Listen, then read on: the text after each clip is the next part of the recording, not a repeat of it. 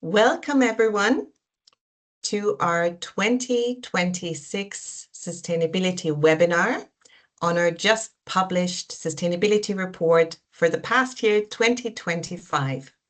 We're thrilled to see you coming in for this morning session for us in Europe, afternoon session from others who might be joining us from elsewhere in the world. We're thrilled to see you and to have you with us for this webinar. My name is Norma Schönherr. I'm Manager for Sustainability Partnerships at Lenzing, and I'll be hosting the session today. And as you all know, what we would like to discuss with you today are the progress and highlights in the sustainability space that we have made in the past year. Of course, we will share all information and slides from this webinar after the fact, so be assured that you will receive all information, lean back and enjoy. Before we dive in, obviously, I also want to give a very brief introduction to Lenzing. Most of you will already be familiar with us, but for those who join us for the first time, let me tell you that the Lenzing Group is a manufacturer of regenerated cellulosic fibers headquartered in Austria, and that we still are the only manufacturer who is able to provide all three generations of regenerated cellulosic fibers, that is viscose, modal, and lyocell. You may also recognize our fibers from our brand names, that is Tencel and Ecovero in the textile industry, textile and apparel industry, that is VioCell for all non-woven applications, and Lenzing for technical and industrial applications. Now, our ambition as a company is to be a leader in both sustainability and innovation, to bring high-performance solutions to the value chains that we serve in all of the industries I've just mentioned, and collaboration with value chain partners like yourselves and many others is essential for that and is part of our corporate DNA. As I mentioned, today we want to guide you through a couple of the highlights and the progress that we've made on sustainability in the past year. For that, we have three wonderful speakers with us who will guide you through the contents. First of all, that is Krishna Manda, our Global Head of Sustainability, and Kerstin Zimmermann, who is responsible for organizational sustainability and stakeholder engagement at Lenzing. And last but not least, Thomas Matitz, who is our expert for environmental and product sustainability on the webinar today. Just some final housekeeping comments before we get started on the contents. We have a Q&A function enabled for this webinar. We would like to encourage you to use it as much as you want and can. Whenever you have a comment or a question, please do post it there. We will address all questions in the end of this webinar, where we've reserved plenty of time to answer all of questions that may come from you. We also would encourage you to keep your mobile devices ready, as we have prepared a number of little interactive audience polls where we would like to hear from you about your priorities, about your inputs, so we can also learn from that, and so we can also sharpen our contents for today's webinars to what you are most interested in. So keep your mobiles ready. There will be a QR code to scan, or alternatively, we'll also post the link to the polls in the Q&A session. So please watch that space. Without further ado, I would like to hand the floor to Krishna, who will start giving us the overview of where we stand on sustainability at the end of 2025. Krishna, the floor is yours. Thank you, Norma, for the kind intro. Hello, everyone. Thanks for joining us from different parts of the world. So today, I would like to give you a brief overview about our progress that is made in 2025, and also the foundations that helped us to get there by covering strategy, targets, and governance. And as Norma mentioned, my colleagues will dive deeper into some of the topics that are part of that conversation. Yeah. And before I go into giving you that further details, I would like to also help you understand the external recognitions that we got in 2025. We have had great performance, has been awarded by multiple different ratings, as well a leadership status for such as CDP, EcoVadis, and also Canopy and those. For those of you who are not aware, CDP is actually very holistic way of measuring a company's integration of sustainability topics into its business process and functions and decisions. So it's only 25 companies out of around more than 22,000 companies have achieved AAA status, and Lenzing is one of those. So we are very proud to achieve that. And also, if you see that we also made great progress in other areas, here you can look at we have absolute reduction of greenhouse gas emissions for across scope 1 to 3, while increasing our volumes by 50% or 21% of that. And also we have a water pollution reduction of 24% specific reduction. And we have been covering 68% of our spend. The suppliers that are covering 68% of our spend with sustainability assessments, right? So you might also know that who can make all this progress or achievements possible. Of course, it's all about the people, right? So so I would like to briefly touch upon that the sustainability report is a progress report of the year, and the disclosure of our work is helping to make informed decisions by our customers and investors and employees in the company. And we focus on integrating sustainability in different functions in their day-to-day job. This was only possible with the cross-functional collaboration across different teams in the group. And I would like to thank all those colleagues who are actually making this progress possible, especially our sustainability team as well. And I cannot mention many more colleagues who are not visible, but I would like to say that because of their commitments only, we could actually drive this much progress. And you will see in the next slides, and also the content will be provided by my colleagues also, the progress that comes from many teams across this company. And they have been pushing hard despite the context. And that's also one of the reasons why we have named the report as Lead Transformation and Create Impact, right? You might know that in 2025, we consider at Lenzing Group, it's an era of transformation. And despite the geopolitical uncertainties, volatile markets, and actually intense competitive pressure in our case, we succeeded in improving our results and made changes to our business model and making our company more resilient.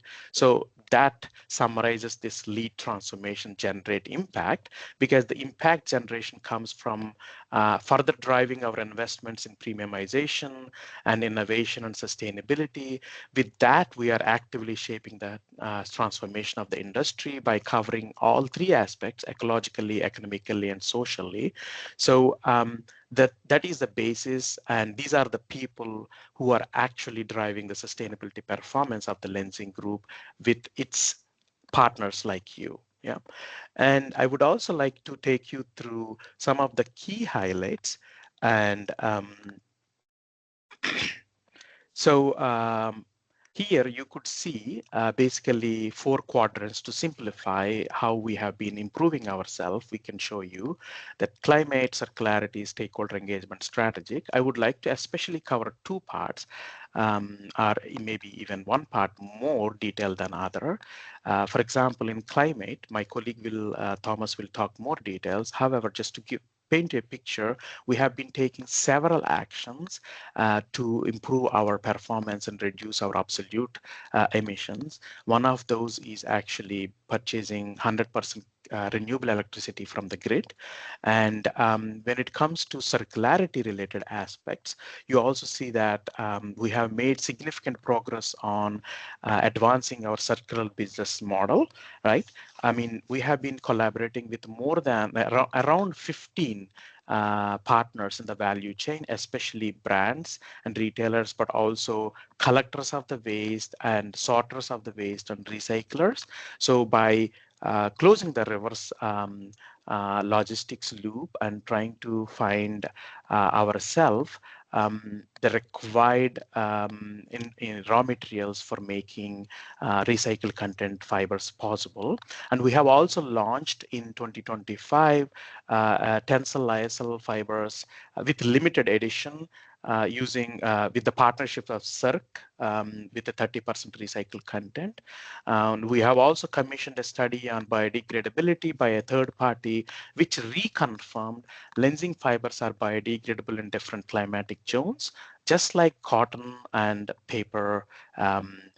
So they conducted more than 120 scenarios in lab conditions and real life conditions from different geographical regions, North, South, Global South, and also Mediterranean, and in different forms of fiber, in the powder form, fiber form, non-woven form, and textiles form. So I think that is a great reaffirmation and confirmation that our fibers are biodegradable like any other natural materials, right? And we also made strides in improving our innovation portfolio. You can also see here. So I would like to highlight two innovations. One is the creation of our HV100 fiber, which has a touch and feel close to cotton. And it has made possible by our Vario technology, Vario cut technology. And it gives you the same feel as cotton because the fibers are cut in different lengths like the natural cotton. And the other innovation I would like to talk about is from our nonwoven side. Our VSL branded lyocell fibers have launched a engineered and fiber for enhanced cleaning efficiency with effective absorption and release of lotion, which improves the customer experience and effectiveness. So you might wonder what helped us make this progress, right? So the foundation element is the corporate strategy, but also our sustainability strategy, which is part of the corporate strategy, and the targets and governance. So I would like to talk about those aspects as well with you and give you an overview of those. For example, we have a dedicated sustainability strategy with 7 focus areas covering across 3 pillars, that is greening the value chain, advancing circularity, and creating systemic change, right? And while we're making progress in these 7 focus areas, they are contributing towards to the societal challenges and goals with the sustainable development goals that you can see around the around our strategy. And we are also to make that progress, we are also making specific and measurable targets across all our focus areas. You can see on the screen like raw material security and decarbonization, and different targets have been set. They are specific, measurable, time bound, and I will give you some examples later. So it shows you how holistically we are approaching sustainability in Lenzing Group. And here you can see the examples of our ambitious sustainability targets. The first and foremost I would like to talk about is our climate change target. We are one of the first companies in the raw materials area to have a science-based target approved by SBTi, and we have a near-term and a long-term target where my colleague will cover more details. And once we have these targets, we have creating accountability by having roadmaps clearly defined for all these targets with dedicated target owners and target leads, and we are having a quarterly meeting with those people to understand the progress we make, the challenges we have, and then as a next step, I will tell you how that fits into the governance process. And one thing I wanted to also make clear to you is that Lenzing actually implementing same environmental and social standards across all its operations in the whole world. Not only in Europe, even though it was a foundation and it's our starting point, but we have been taking those standards to our facilities in Asia or South America or anywhere else we are operating. I think that is actually the foundations for all the work that we do at Lenzing. And likewise, I have mentioned there are so many other targets that you can see on the screen, and they are actually helping us make the progress on a periodic basis and move close to our vision and mission. I'm waiting for the slide to respond. Yeah, so one other important thing I would like to bring to your attention is that we are putting money where our mouth is, because we have a strategy, we have targets, and we are actually spending significant amount of capital on our targets. And we have spent around 200 million euro in the last 5 years for improving our facilities to reach these targets. And here you see a list of projects that were also active in 2025, but the project amount may be spent over a few years, that you can see the whole project amount there. And if you contrast with the textiles and a nonwoven downstream company, and I heard from my colleagues that if you wanted to have a new facility, you might actually spend 25 million to have a dyeing facility, or maybe you want to have erect a new line for non-wovens to buy a machinery. But you can see here in Lenzing case, the capex is pretty heavy, and we are still investing to improve our sustainability performance, right? So one of the examples here is that we have moved from coal to natural gas at our Nanjing Lenzing in our China facility to phase out coal, and which also not only requires this heavy amount of capex of 30 million euro, but also in the current environment, the OPEX costs are also very high. So despite all those things, Lenzing is putting a lot of efforts in improving its sustainability performance with clear capex commitments and those.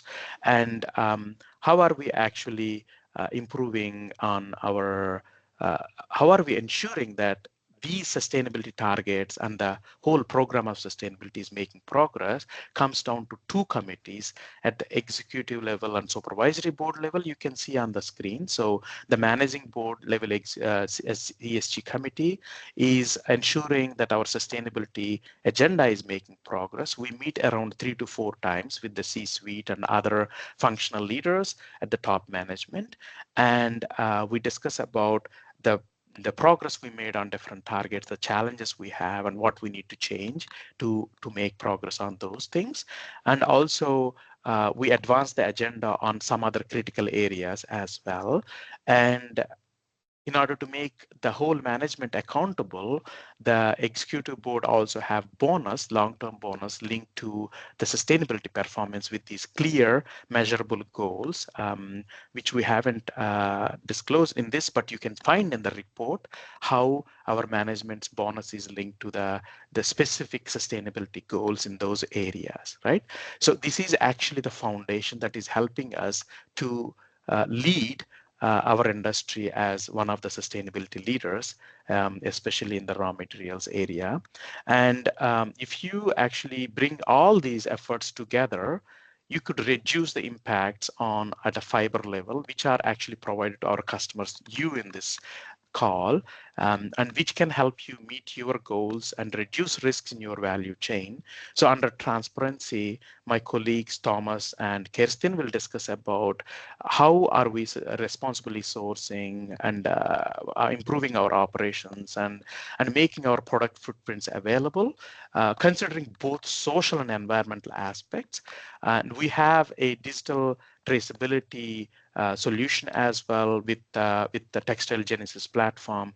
We have been now having more than 2,400 partners in the textile industry on that platform to give the end-to-end traceability of our fibers in the final applications. When a consumer looks at in their phone, they can see that where these fibers came from and how many different steps they have gone through. And similarly, we have also a digital platform called Lenzing Pro. I would call it a one-stop shop for all our certification and branding services of our branded fibers. And this is actually available to our key account customers and customers which are able to get the supporting materials to make use of them in their own daily work, whether it's communication, whether it's labeling and those kind of things. So basically, we have been making transparency and traceability as a key foundation, and I would say that my colleagues will cover that, and I request Norma to take back from me. Yeah. Thank you very much, Krishna.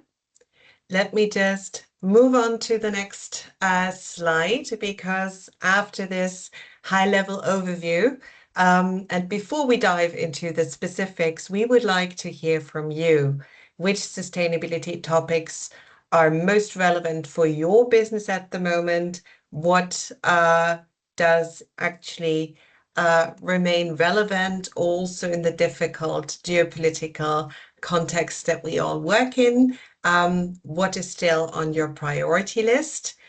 You can see a QR code here. I will move to the actual question site here, where you can add your responses by scanning the QR code or by clicking on the link that will be posted in the Q&A section in a second by my colleague.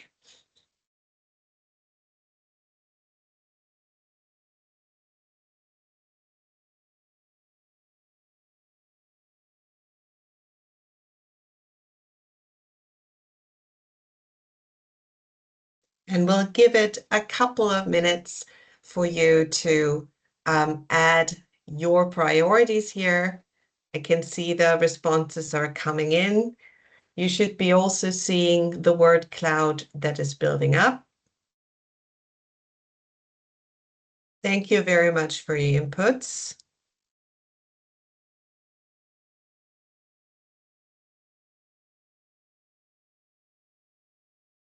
Okay, very interesting to see traceability coming out as one of the central topics here.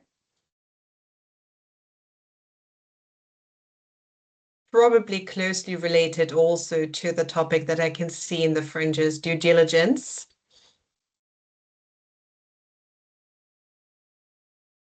High traceability, the value chain, due diligence. So I think we're all aligned on the fact that at this point, it's really about proving that you're doing what you're saying you're doing. So we already heard about our ambitions for this space, but I can see that also for you, the real substance is in the proof and in the traceability and in the data and the measurement of progress. So that is very interesting to see. Feel free to add any additional topics if you have not yet been able to. In the interest of time, we would like to move forward, but obviously hearing about your priorities also helps us sharpen our own. So input is still relevant and very welcome, even though I am moving on to the next slide at this point. Thank you very much for sharing your priorities with us.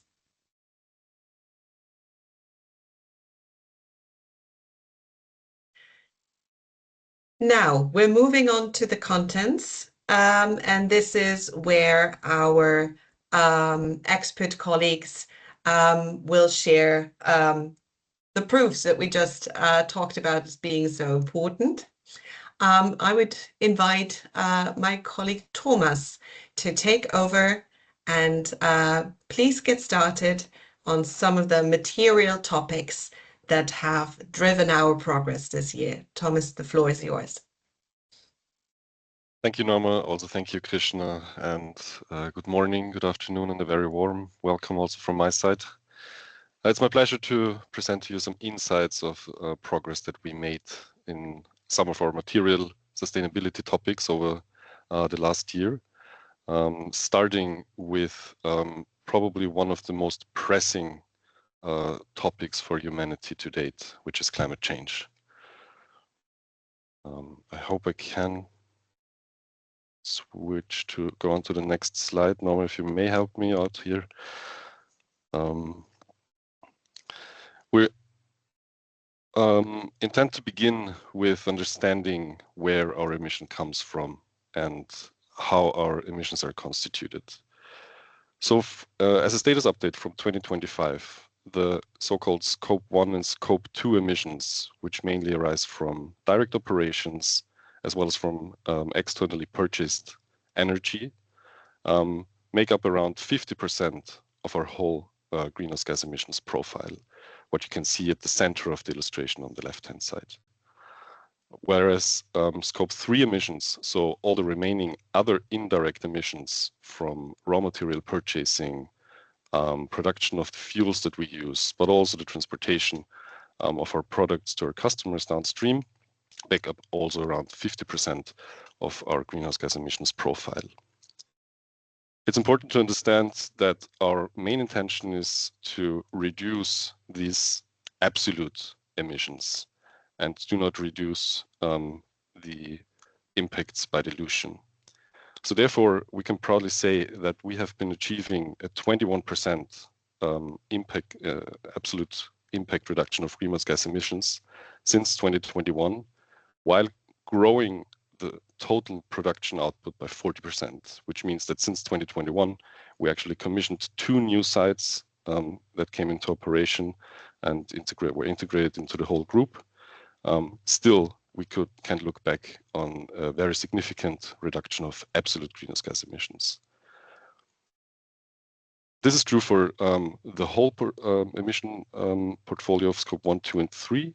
As you can see, for the operations and energy-related activities, we could reduce 20% of absolute emissions, and for the other indirect emissions, we could reduce 23% in the Scope 3 since 2021. This mainly relates to our science-based target to achieve on the long term a net zero emission until 2050, which I will introduce in just a minute. But you may also be aware that we have implemented other metrics that relate to the mentioned board remuneration targets, and they are still counted as specific emissions. So since 2017, when we first started with defining our climate targets, we are still looking at the metric of specific greenhouse gas emissions, where we can say that since 2017, we almost halved the specific greenhouse gas emissions, so emissions per unit of production, which are, as mentioned, relevant for an intermediate target and relevant for the board incentives. So how do these numbers relate to our climate targets? And now, if you can please jump to the next slide. I'm afraid it doesn't work for me here. Lenzing has been the first cellulosic fiber producer back in 2017 to define a science-based target and got it verified and approved. You can do a deep dive here and look at the target dashboard of the Science Based Targets Initiative, where we'll find more information on the target scope. However, in line with the 1.5 degrees Celsius Paris Agreement target, we have defined to reduce our Scope 1 and 2 emissions by 42% until 2030 and Scope 3 emissions by 25% until 2030. And if you can remember the 23% Scope 3 reduction from the previous slide, you will understand that we already almost achieved our Scope 3 target with the last year. As you can also see on the left-hand side of this slide is our illustrative concept on how we're going to plan to achieve our science-based target for 2030. So starting with a baseline of around 3,500 kilotons of CO2 equivalents, you can see that today we have already reduced the emissions in the target scope by around 2/3. So we can proudly say that we're in a very good way to achieve our near-term science-based target until 2030. This will be done by implementing a broad spectrum of different measures, including expansion projects that will certainly increase emissions at some point. However, other measures will significantly reduce the greenhouse gas emissions. So we've been making a very good progress in this regard. And as you will see on the next slide, this is accompanied with also a very broad spectrum of different activities. Not only that we are operating using renewable energy, for example, as mentioned, 7 out of 9 production sites purchase external grid electricity from 100% renewable sources, but we are also implementing measures directly in operations for transitioning to cleaner energy. All these activities are also accompanied with tasks on climate-related risk assessment, not only of the own operations, but also in the supply chain, which also comes along with intensive collaboration in our supply chain and with especially suppliers for our dissolving wood pulp and chemicals. But also we're engaging downstream with customers and try to promote these low carbon fiber products that we can provide to help customers reduce their scope 3 emissions and eventually also achieve their climate targets. The bundle of all of these activities together made us eligible to get a climate A rating in the CDP CDP climate rating for the 5th consecutive year in last year. This is something which we can be very proud of, and we will do our best to further succeed in this regard. I would now like to show you some insights and some pictures at the sites of some of the projects that have been realized over the last year. So on the next slide, you can see a very nice picture of the headquarters site in Lenzing, Austria, where we last year installed a new photovoltaic plant and increased the capacity that has been there before by around 20% to now come to a total capacity of PV energy generation plants of 8.3 megawatt peak, just next to the headquarter in Lenzing. So by finalizing this project, we have been securing our energy supply and further supporting the transition to more renewable energy. On the other hand, and as also mentioned, we have been, yes, please, next slide. We have finally installed all the equipment needed at the viscose fiber production site in China, Nanjing, to replace previously coal-based steam and power this with natural gas. This will significantly also reduce greenhouse gas emissions. It was a project that took a few years and around a 30 million euro investment to install all the equipment of boilers, turbines, and also a pipeline to be actually able to get the natural gas to the site. And once we realize the full potential of this project, which is expected by 2027, we expect a reduction of greenhouse gas emissions of around 100,000 tons. With that, I would like to hand over to my colleague Kerstin, who will now go a bit into the topic of sourcing. Thank you, Thomas. Also a very warm welcome from my side. So let me start with our raw materials sourcing. Norma, maybe you could switch to the next slide.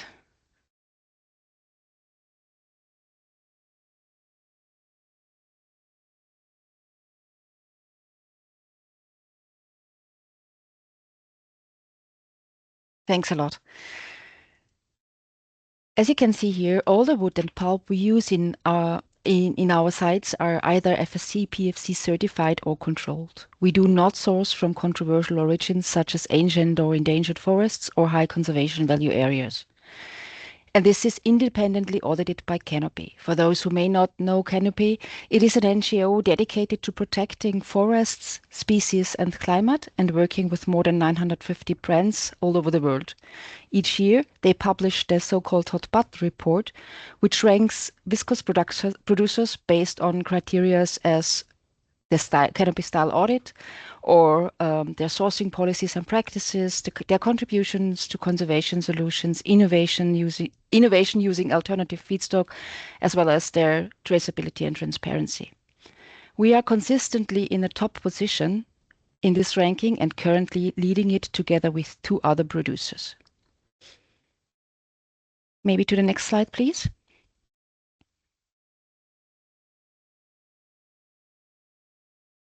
Which brings me to our biodiversity approach, which is of course closely linked to our raw materials. Our biodiversity work is aligned with the so-called ARTS3 framework of science-based targets for nature. This framework has 3 key components, as you can see in the middle of this slide. Avoid means to avoid through certifications and responsible sourcing. Reduce means through emission reductions. And restore and regenerate is through targeted actions. I will talk about this in a minute. Our ambition is to become a natural positive company. To achieve this, we are developing and implementing a comprehensive biodiversity action plan.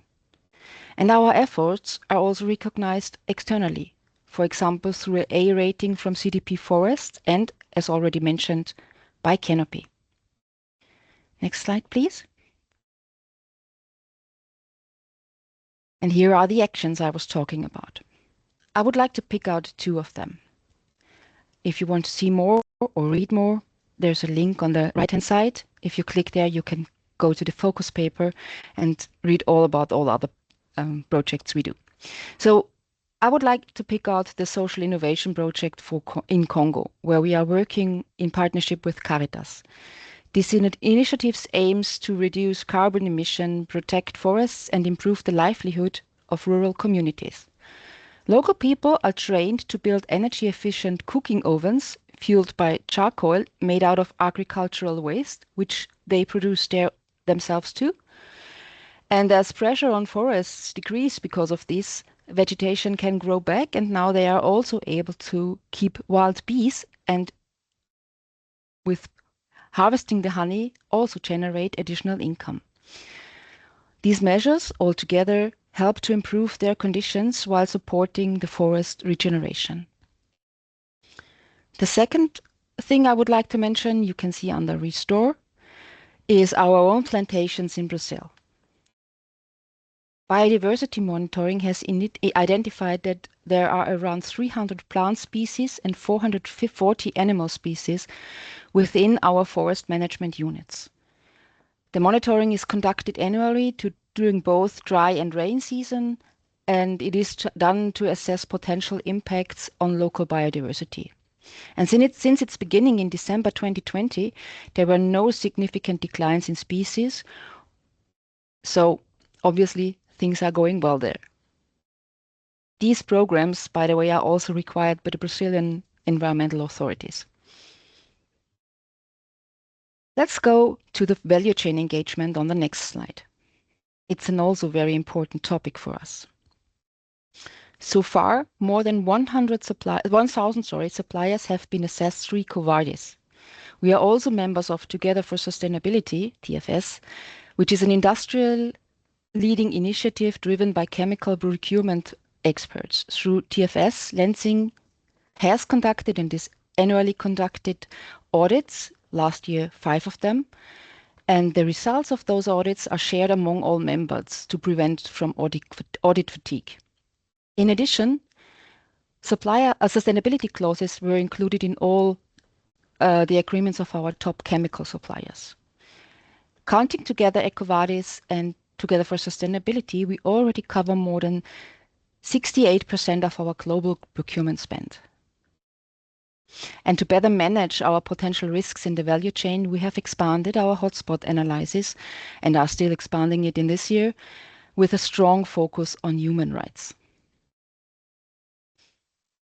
Human rights is a good connection to the next topic, which is people and culture in our own operations. In 2025, we began to work with an external consultant to establish a more robust equity, diversity, and inclusion governance structure. Our employees' resource groups, which were introduced in the past years, continue their work to raise awareness among our people on key topics across the organization, like women at Lenzing on, of course, women-based topics, or multicultural at Lenzing on topics like how to feel included if you work in a country where you are not originally coming from, and Pride at Lenzing, all the topics related to the queer community. To further improve our social performance, our production sites conduct annual verification on social and labor topics using the Hague Facility's social and labor module. All sites have scores above the top quartile of their respective countries. An overview of the results can be found on our website, and if needed, detailed verified reports can easily be shared via Worldly or directly the SLCP gateway. Thomas, back to you.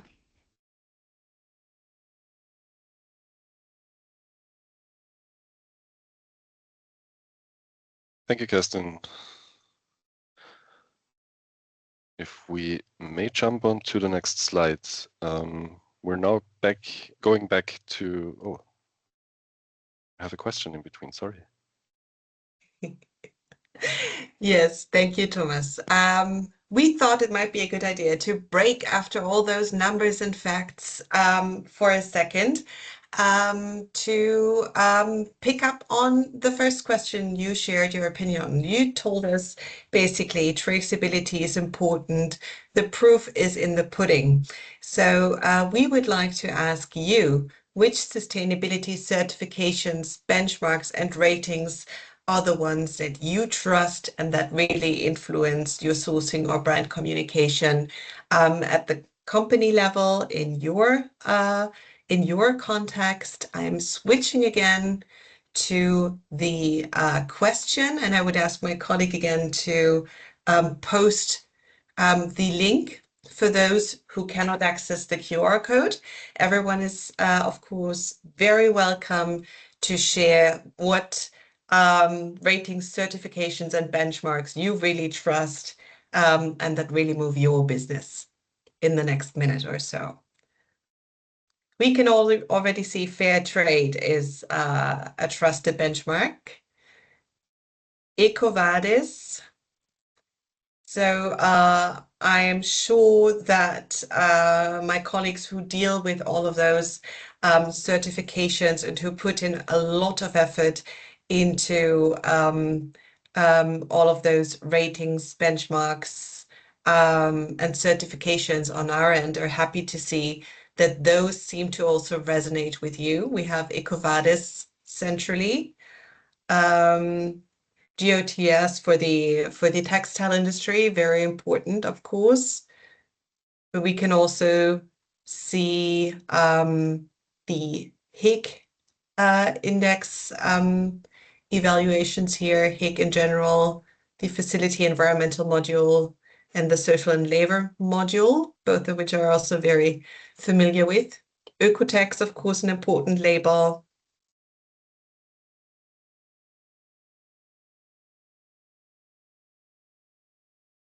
So we can really see, okay, the priorities are changing again. We have Oekotex, EcoVadis, and HIG, as well as GOTS at the same level of importance right now. Feel free to vote up those that are important to you. CDHC has also gained some size in our little world cloud again. It's good to see that we seem to be aligned in terms of these priorities. Again, as we move forward to more contents and more facts, I would encourage you to still submit your answers if you haven't yet. We do take those very seriously, and we really appreciate you sharing with us what is important to you and to your business.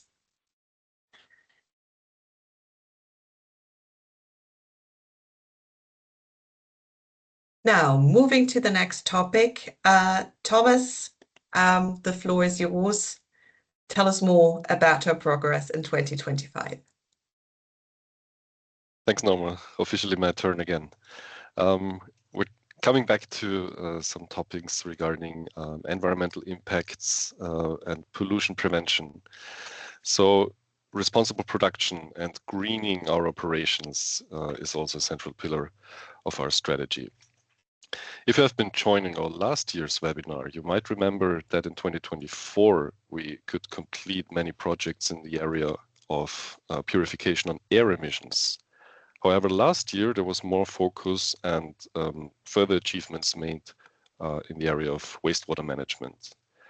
Not only have a few wastewater treatment plants been upgraded at the sites, a new wastewater treatment plant at the Lyocell site in Grimsby, United Kingdom, became fully operational in the last year. I would also share a bit of a deep dive on the next slide. However, all of these projects and finalization of measurements made us able to reduce the specific wastewater emissions by more than 20%, which was our target scope for a wastewater target. This means we, by last year, could have successfully achieved our wastewater target with the sites in the target scope. As mentioned earlier, since 2021, there were 2 new production sites became operational in the Lenzing Group. So including these 2 sites would actually show more than a 40% reduction of wastewater emissions. This was a very important project, not only to upgrade the purification systems and being compliant with European legislation and best available technologies, but it also helps us to further succeed in a certification scheme that we have just been seeing on the last slide, which is the zero discharge of hazardous chemicals.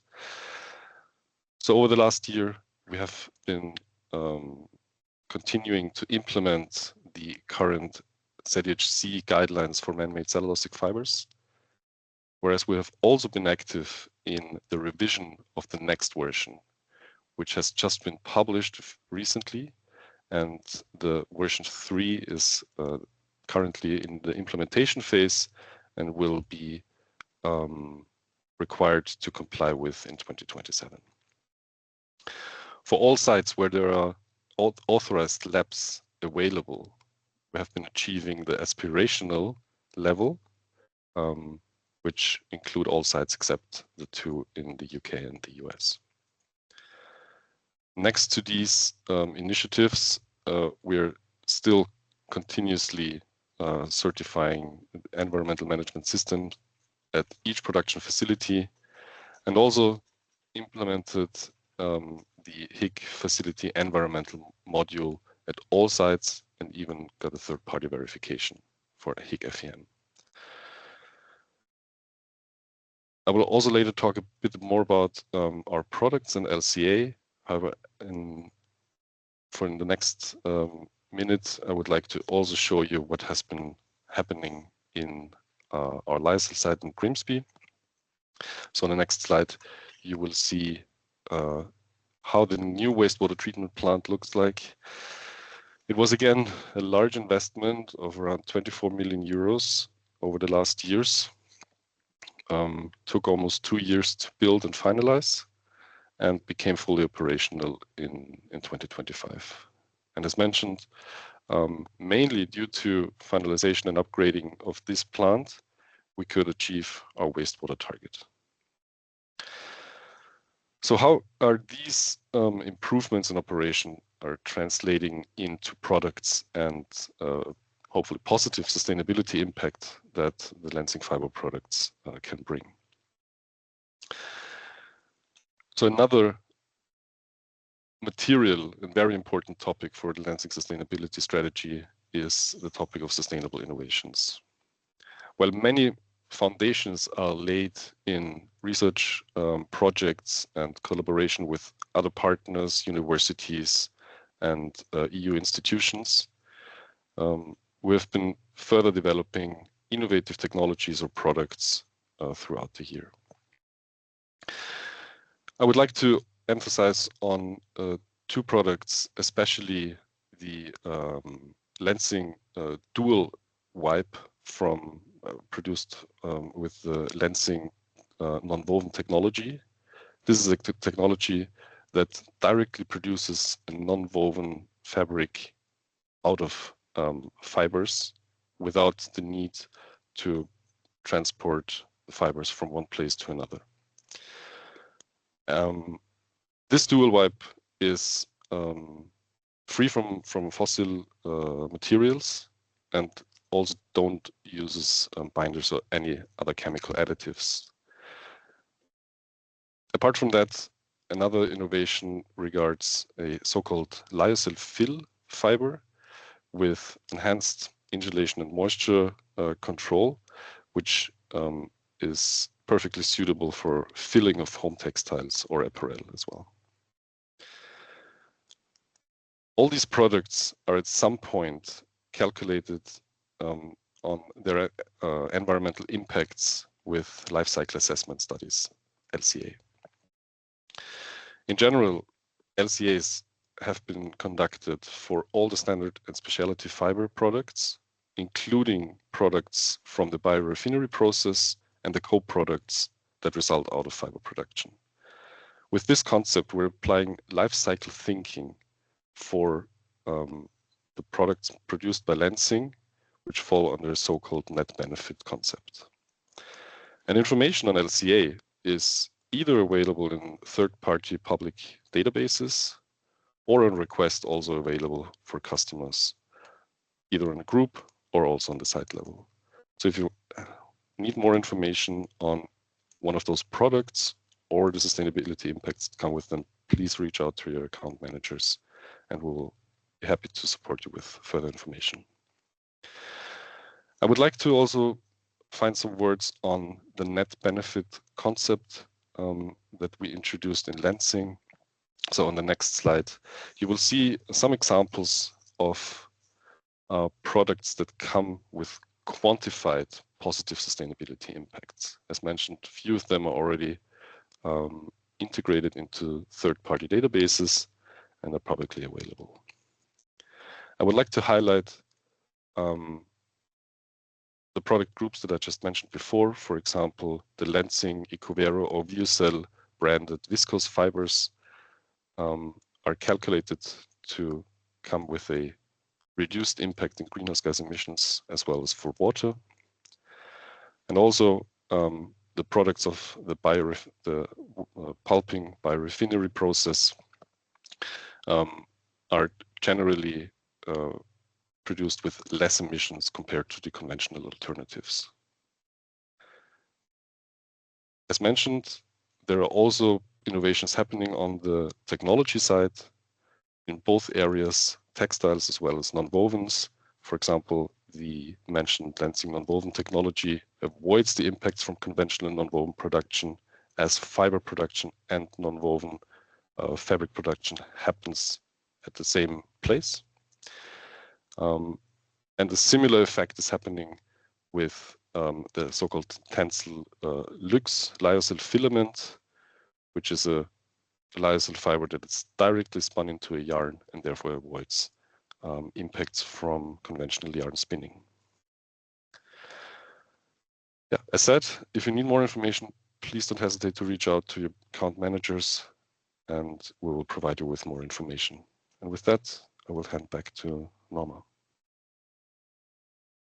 Thank you very much, Thomas. I can see that we have questions starting to come in. I would just take this moment to encourage you to keep posting if you have any questions on any of these specific examples and facts that we're sharing. And with that, I would like to then also give back the floor to Krishna as our Global Head of Sustainability for key takeaways and an outlook of what's ahead in 2026. Thank you, Norma, and also Thomas and Kirsten for giving an excellent overview of some of the material areas that we are making continuous progress, and we yet to make a lot of progress. You see that we are always improving and kind of raising the bar for ourselves and for the industry. So I would like to summarize the key takeaways for you. Next slide. You can see here, I don't want to be repetitive, but the most important thing is that sustainability is integral part of Lenzing's corporate strategy and governance. And we have made significant progress in climate, circularity, and transparency and traceability.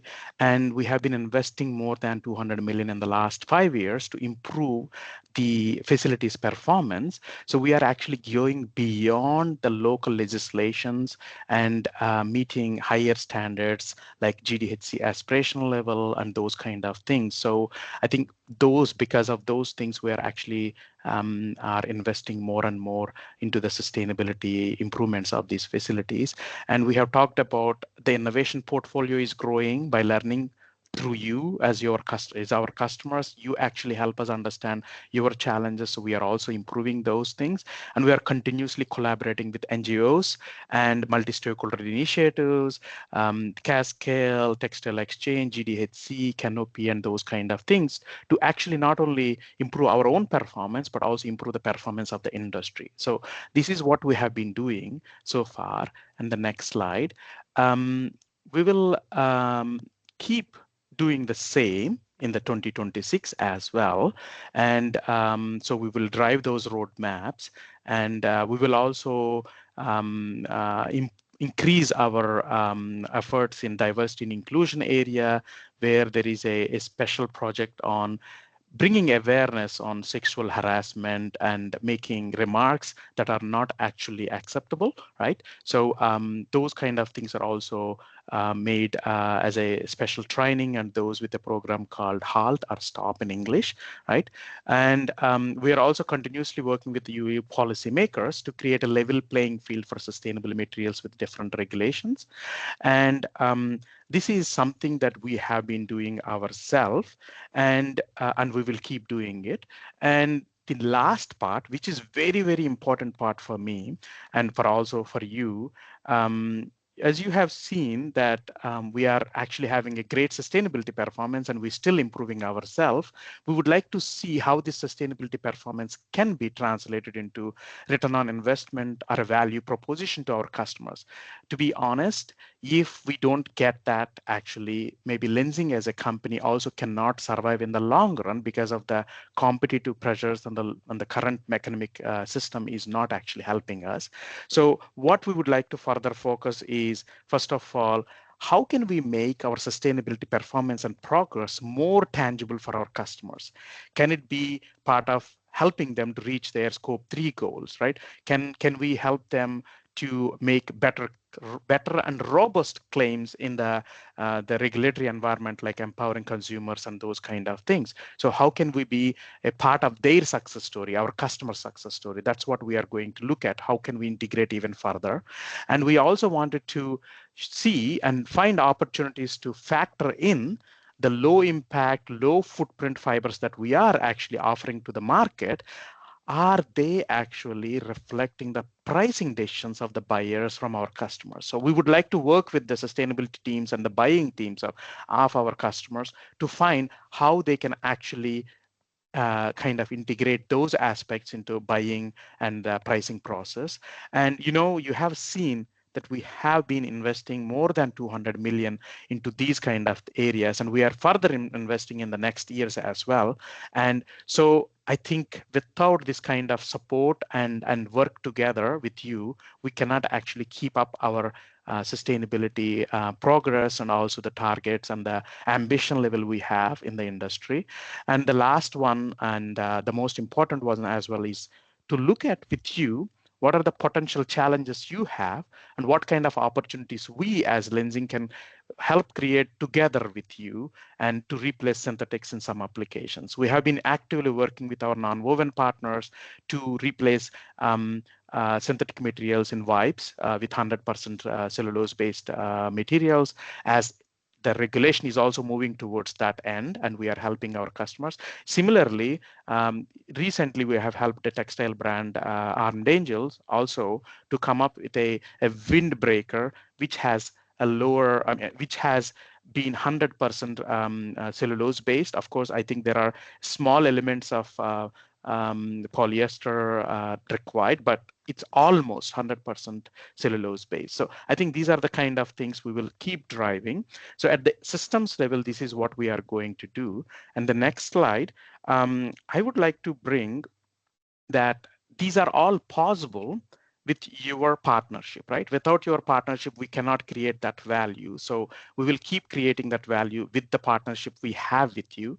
And that's at the systems level. So I would like to move now to the personal level, right? We have been seeing the global environment is really, really volatile. I mean, some people call it Banny world, where it is brittle, anxious, and non-linear and incomprehensible, right? But how do we bring our best versions? Because if we don't bring our best versions to our work and to our families, we also cannot achieve best results for sustainability, but also for our own companies, right? So I think to my team and also the teams that I interact with and for my own self, not to preach, but this is something I also need to work on to improve my own resilience skills and my teams and others. So I would like to also bring to your attention, probably you can use this kind of skill set to improve for yourself and your teams so that we as the change makers in the industry to improve the performance of sustainability, but also make our companies successful with that wave and trend. So for example, you can ask yourself, how kind and understanding I am towards myself when things go wrong, right? That's about self-compassion. So you can look into all these areas to think about how can you actually improve your resilience. Yeah. So this is what also I want to do personal level for myself and my teams and the people I interact with. And if I wanted to summarize everything into a very simplified way, what are the key takeaways for you from today? The next slide, you can see that we have simplified this for you. So all the materials that we source, whether it's pulp, chemicals, and logistics, whatever it is required into sourcing is responsibly done. And all our facilities, we are improving them by investing significantly, as I talked about and my colleagues have pointed out, on both environmental and social performance. Yes. So, and the third one, sustainable innovations is part of Lenzing's DNA, right? So we are continuously improving that portfolio by working with you, our customers, and understanding and learning from you.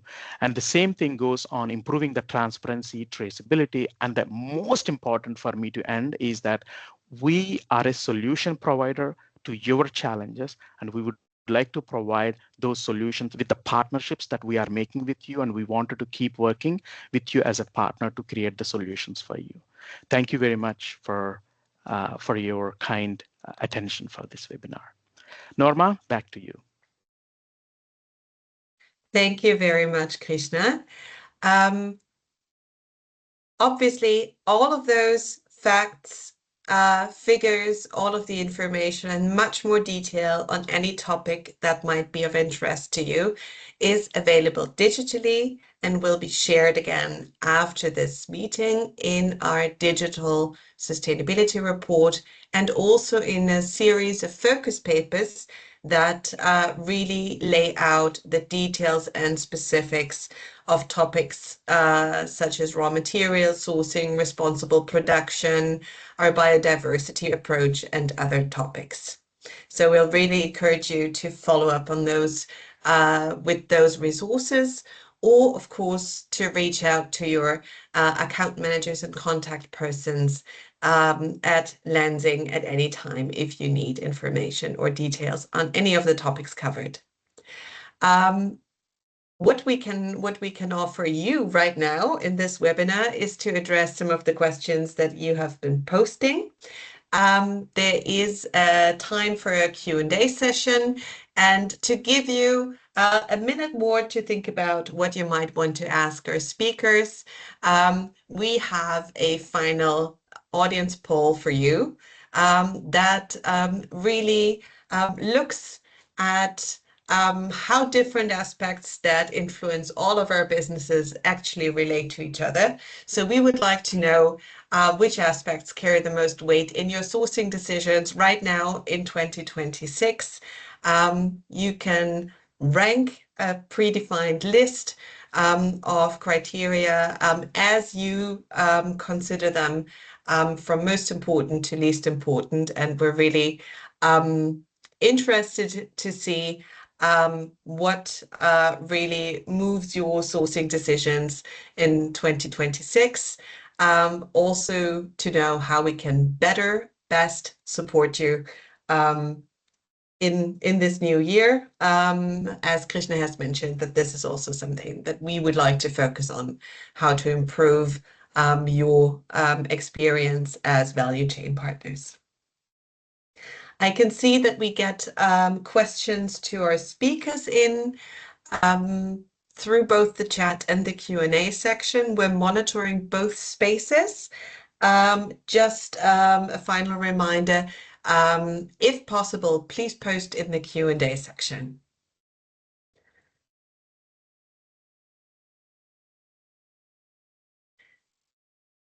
Thank you for submitting your answers. The results are starting to come in. So we can see that cost and quality, the classics are dominant. We can see that the transparency and traceability topic that you also highlighted in the beginning in the first poll shows up here as well. So we're getting a consistent picture of your priorities from this webinar. Thank you very much for that. Ooh.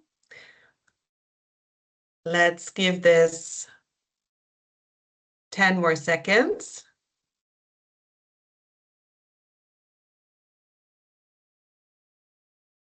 Again, if you just took a second longer to access the poll and to submit your question, we'd encourage you to please still do that. And we'll move to the actual Q&A section right now. I will try to address all questions that you've posted.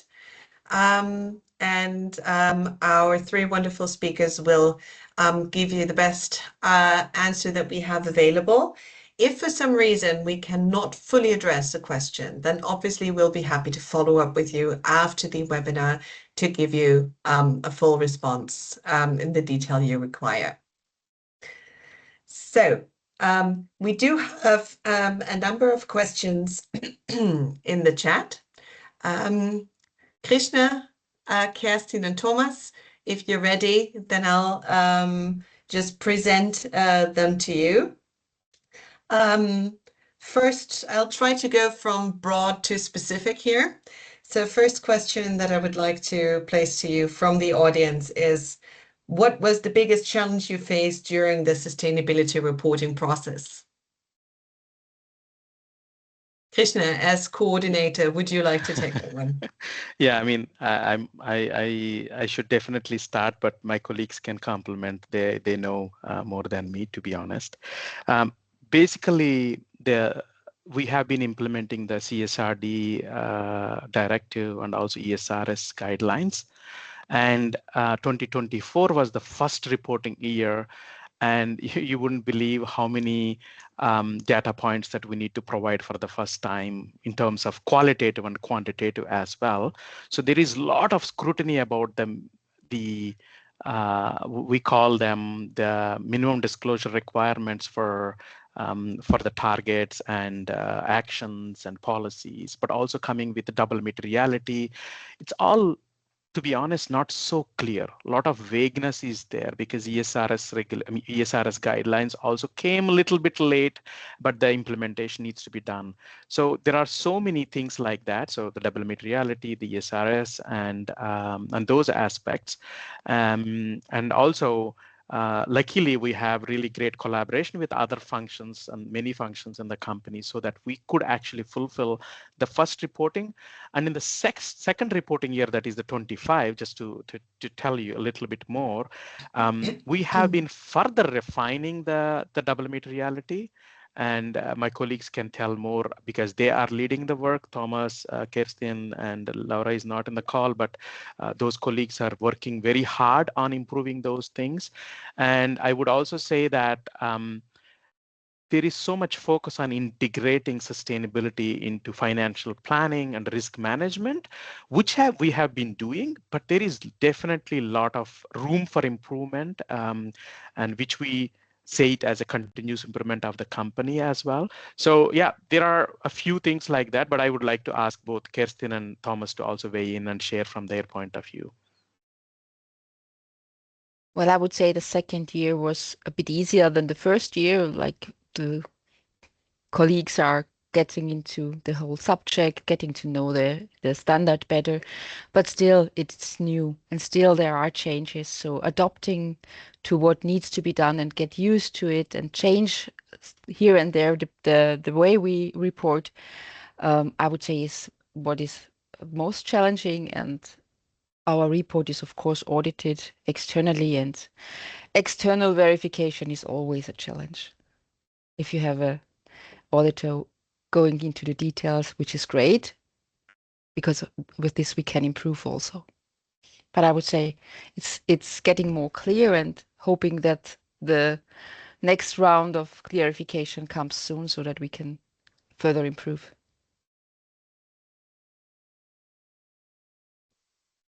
Thank you, Kerstin. Thomas, final comment on the challenges from your side? Or have we covered every basis? I would not add too much here. I can only re-emphasize what my colleagues already said.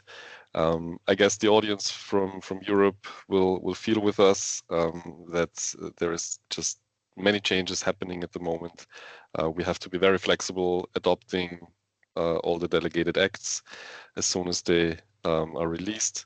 And yeah, it's definitely becoming more professional, more business related. So sustainability is, I would say, not seen as a nice to have anymore, but a fundamental aspect that your business has also to comply with. Thank you. I hope this was a comprehensive reply to your question. Now to a very specific topic. The question being asked in the chat is, which inkjet printing and digital dyeing technologies are compatible with circular textile products based on our fibers? This is very specific. Yeah, very specific question. And I think we can actually bring that person. I would request her, he or she, to contact the Lenzing colleagues who are actually more technical customer service, who have actually all this information with them, because we are continuously looking into how can we make our fibers also part of the circular economy, and what kind of different downstream value chain steps that need to be adapted. There is a lot of work need to be done still there. So I would suggest to contact the colleagues who knows more than us in this area. Yeah. Yeah. And if you need help following up, then please reach out and we'll be happy to put together the right contacts. All right, then in parallel in the chat, I can see that a discussion has started on the topic of wood sourcing already, but I'd like to place it also in our general round. The original question was, let me see. What is the definite breakdown of FSC 100%, FSC mix, and FSC controlled wood classifications? So what do those actually mean? And is there FSC 100% available? I think we already saw some answers here, but maybe you could quickly comment on what those categories actually mean and why FSC 100 certified is a challenge, not necessarily because we don't have the wood, but because of the way our value chain works.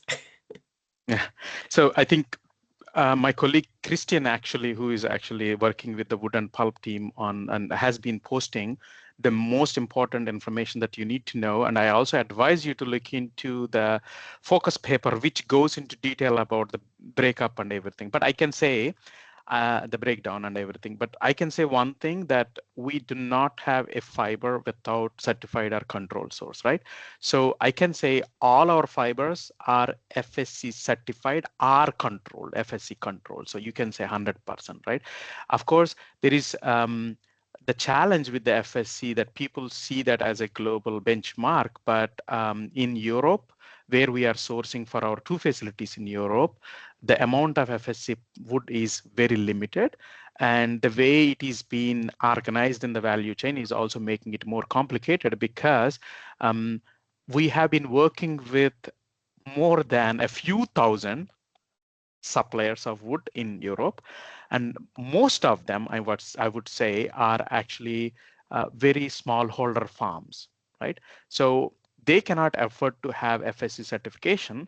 And on the other hand, if we have that, we have to pass those costs to our value chain partners, like customers at the end of the day, or the brands. And we don't see that happening as much as we wanted. So we are improving on the certification, but the barriers are very difficult to overcome with only ourselves. We have started working with FSC as well and telling them what they can help us, how they can help us already 3 to 5 years from last 5 years. So I think it's a very slow moving area, but I would say that we are trying to improve and provide. And I also want people to be aware that we are going beyond FSC some or the other way, because if you see that canopy, which my colleague Kirsten have explained, actually goes with an independent verification by a third-party auditor, going through all your sourcing books, wood sourcing, pulp sourcing, even in, I think, 7-8 years ago, they went even down the line of going to our pulp supplier and their wood supplier. So that means 3 tiers below they went, because they wanted to find out how things work there, right? So I think I would like you to maybe focus more on whether the company is doing enough effort, whether it's PFC or FSC. I don't want to think too much from the Lenzing point of view, because Lenzing has sourcing from only areas where it is possible to maintain either FSC or and we don't actually source from controversial areas, whether it's in the East Asia or those. So I think all our sources are very robust, and we have been working with Canopy as well to ensure the sourcing that we are doing is actually also robust. So we are considered as one of the low risk suppliers in the whole world. That's also part of the Canopy criteria. Yeah. Thank you very much. I think in the chat you already find the links that lead you to the details.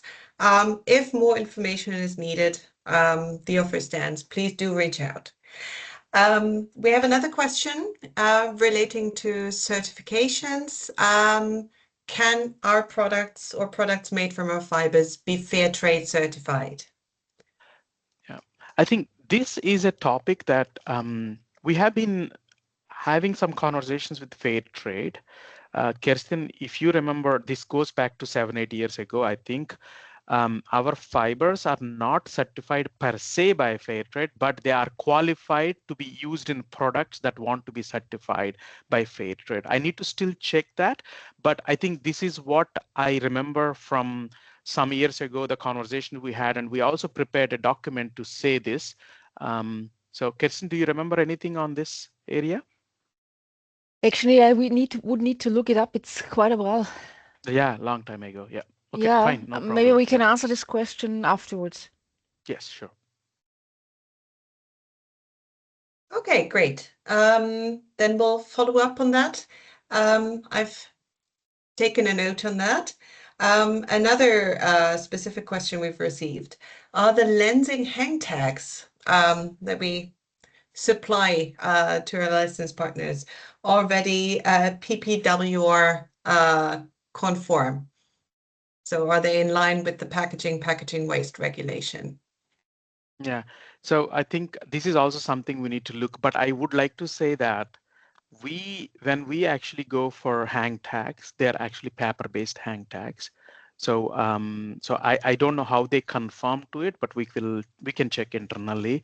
And when it comes to if PPWR is a focus to us as Lenzing, so because we do not actually, we are a B2B company. That means we are actually providing to our customers big bales of 300 kilograms. And we are also looking into the packaging of those bales. So far, we have been looking, is it recycled plastic and those kind of things. Recycling the plastic, the packaging that comes through our sourcing. So we are making sure those are actually done as per the standards, and we are improving ourselves. But this area is very far from us because we are tier 4 and the brand and retailers are maybe need to conform to this. So we also need to check this one. Yeah. All right, great. Let me just jump between our different question spaces to see if something else has come in.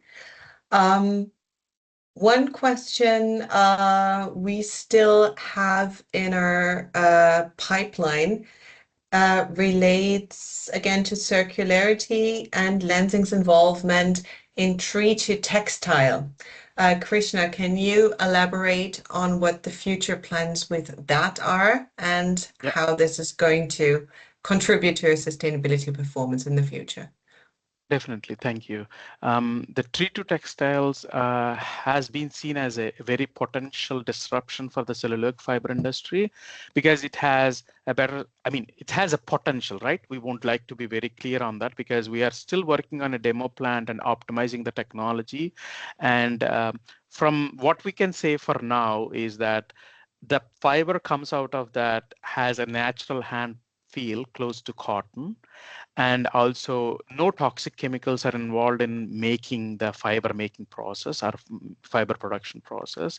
And it can potentially substitute viscose and cotton in textiles and nonwoven applications. And there are no hazardous residues on the fiber level. So it's cleanest possible cellulose for hygiene applications as well. So from those angles, we can say it's still at an early stage. It's a demo plant and demonstration we are doing with our technology experts and TTT team.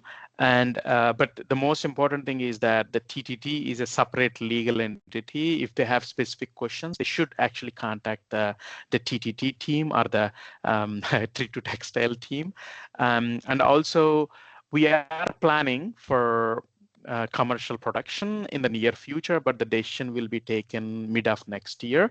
So until then, we are optimizing and improving the plant, improving the process efficiency and optimizing those things. Yeah. Thank you very much. So we still have a few questions in our back end. We have about 5 minutes left. So just encouraging the audience, if there's anything you still want to know that we can still cover in this session, to please post now. Maybe one thing, Norma, maybe we can elaborate on the Hydra study. Maybe could you like to jump in, like the Hydra study from your point of view? Yes, obviously. As you've mentioned early on in this webinar, a question that frequently comes up in also customer conversation is the question of biodegradability. And that is because we do have a number of certificates, mostly provided by TÜV, that prove that our fibers are home compostable, industrially compostable, and fully biodegradable. But it's not as simple as that, because we keep on getting the question, so you've got the lab test certificates, but really what happens out in the field? And this is where the Hydra study came in, a study conducted last year by the Hydra Marine Sciences Institute that used data that we provided, but also a number of other scenarios across the world, as you mentioned, to see how our fibers and how cellulose really behaves in different kind of field, lab, and tank settings. And I think the most important outcome was that no matter where biodegradation takes place, most important factors being water, even more so than temperature, so water availability. We also tried deserts and the Arctic, so we really went everywhere with that. Or the scientists from Hydra did. We observed with large interest. So biodegradation happens everywhere. The speed might be different, but our fibers are no different from any kind of other natural substrate.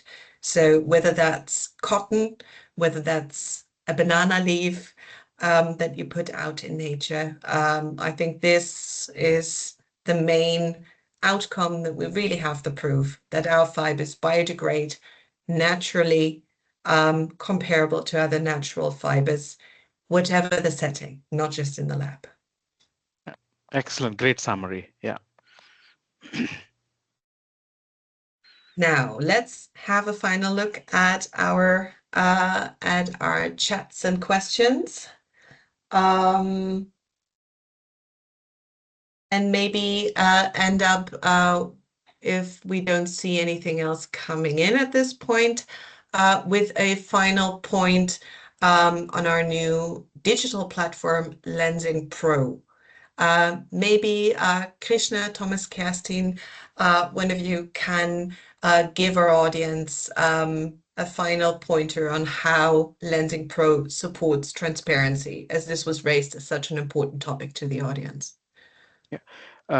So it's a digital platform, so it has everything in one place. For example, what are different applications for our fibers, and also what segments they can work well, what are the combinations of blending, and you can get all the technical relevant information, but also you can also get the marketing relevant information, the claims behind each of the fiber, because our sustainability performance is translated into actually brand claims for our VioCell and Tencel and Ecovero brands, right? And they're also being actually checked by legal teams in maybe more than 100 jurisdictions, just to make sure that our customers get our fiber level claims that are robust enough so that they can make their product level, final product level claims. So you can find all those information in one place.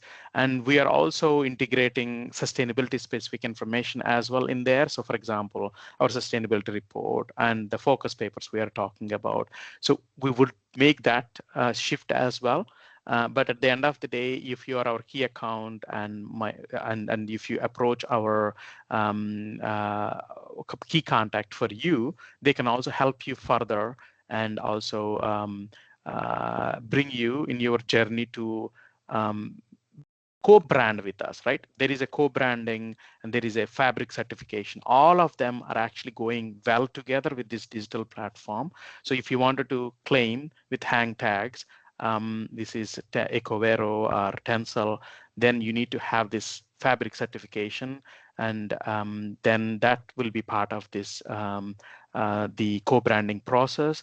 And the Lenzing Pro is a name for it, but it's a platform to help you in all these aspects to get robust and easy way of making co-branding possible at a consumer-facing level. Yeah. Thank you very much, Krishna. With this and also a hint to the links to all of those resources that you already find in the chat and F&A section, we would like to thank all of you for attending today's webinar session. We have taken note of the topics we will follow up with, and we will be in contact with you shortly. Thanks again for your interest in our progress, which is hopefully a joint progress for us and our value chain partners. We're looking forward to continue engaging with you. And we, for now, wish you a great rest of the day, wherever you are, and hope to see you again next year. Thanks for your participation. Have a good day. Bye-bye. Bye-bye. Bye-bye.